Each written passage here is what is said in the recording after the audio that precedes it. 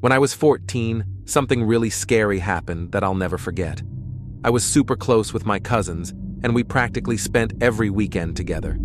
The three of us formed a tight-knit group, sharing a love for sports and enjoying each other's company. We used to have sleepovers a lot, either at my cousin's place or mine. Most times, nothing out of the ordinary happened, until this one night when I decided to spend the night at my cousin's house. We were up late chatting about random teen stuff and cracking jokes. As the clock neared 2 a.m., we were all getting tired. One cousin, Brian, went to his room upstairs, and my other cousin, Alex, and I chose the living room as our sleeping spot, each on a different couch.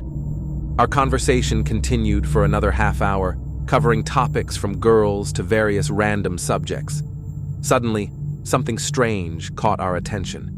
In the dimly lit room, a figure slowly entered. It was too dark to see details, just a shadow that seemed like a man. Since my cousins had an older brother named Jason with a similar build, I thought maybe he was trying to prank us.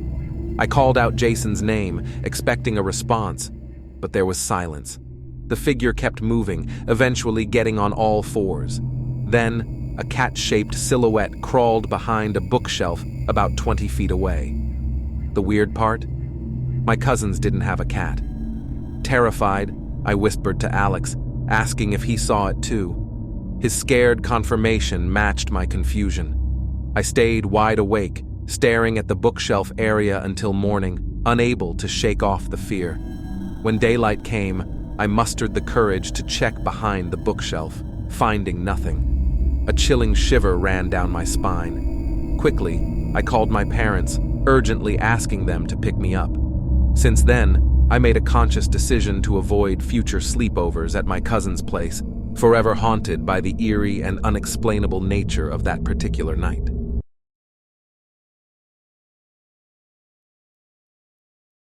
Approximately 2 decades ago, in the early stages of my law enforcement career in Camden, New Jersey, I found myself deeply involved in a memorable incident that has left an enduring impression on my memories.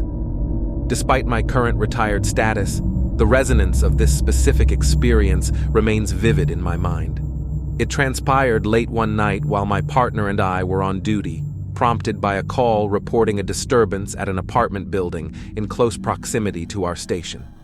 This particular apartment complex was no stranger to chaotic events and criminal activities, a fact well known not only to us, but also to our fellow officers, given its history of numerous calls and arrests. Responding to the distress call, we navigated our way to the apartment building, characterized by its substantial size and a distinctive spiral staircase that facilitated visibility from the ground floor to the rooftop.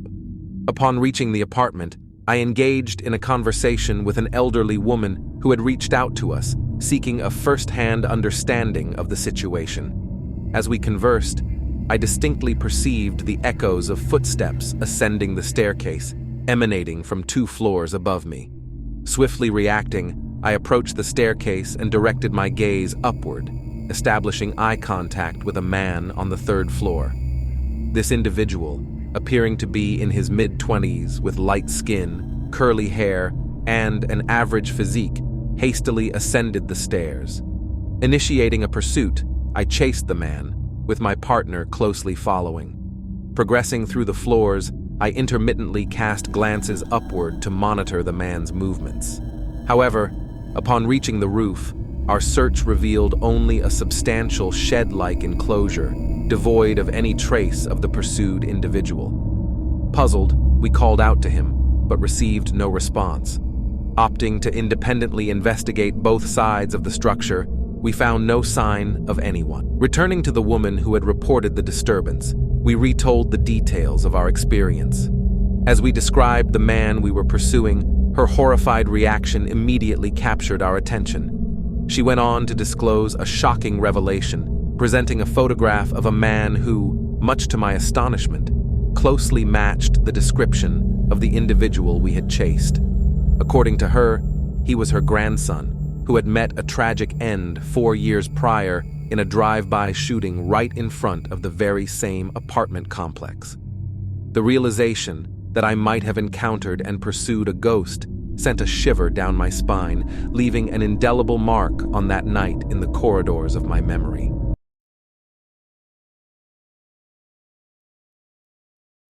During my younger years, I shared a close friendship with my next-door neighbor, Sarah.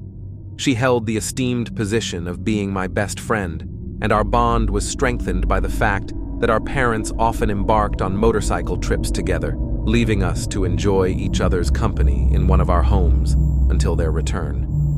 This routine was commonplace for us, and never before had we encountered any paranormal events. On a particular evening, as we engaged in our usual activities of conversation and relaxation in the living room, a sudden interruption startled us.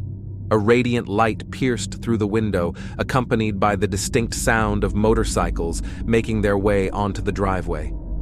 Our initial assumption was that our parents had returned, perhaps having forgotten something. However, before we could investigate by looking out the window, a knock echoed, and a man's voice greeted us with a polite, "Hello."